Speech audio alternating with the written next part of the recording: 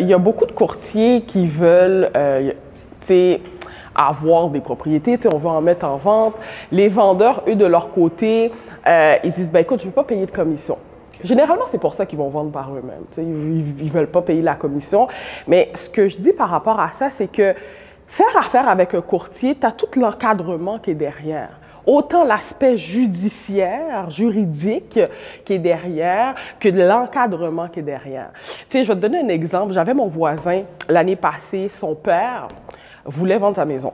Là, il a dit, écoute, j'ai un ami qui est intéressé, pourquoi passer par un courtier? J'ai déjà un ami qui est là, qui la veut. Fait que je vais faire affaire avec lui directement. OK, fine.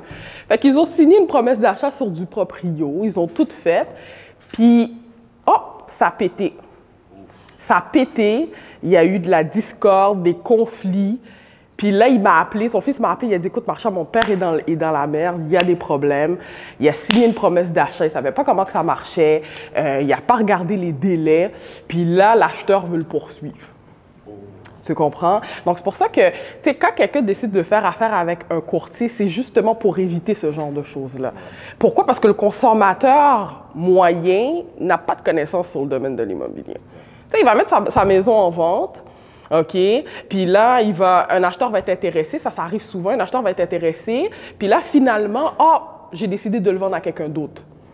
Je te le vends plus à toi, je décide de le vendre à quelqu'un d'autre. Mais ça marche pas comme ça, on a des lois. Tu sais, tu signes une promesse d'achat, là, c'est un contrat, là.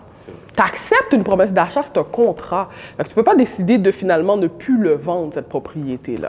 Fait que je te dirais que de faire affaire avec un courtier, c'est justement ça, c'est d'être encadré, d'accord? C'est d'éviter la paperasse, OK? Parce que mettre une propriété en vente, c'est beaucoup de paperasse, certificat de localisation, acte de vente, acte hypothécaire. Donc, tu sauves du temps énormément en faisant affaire avec un courtier.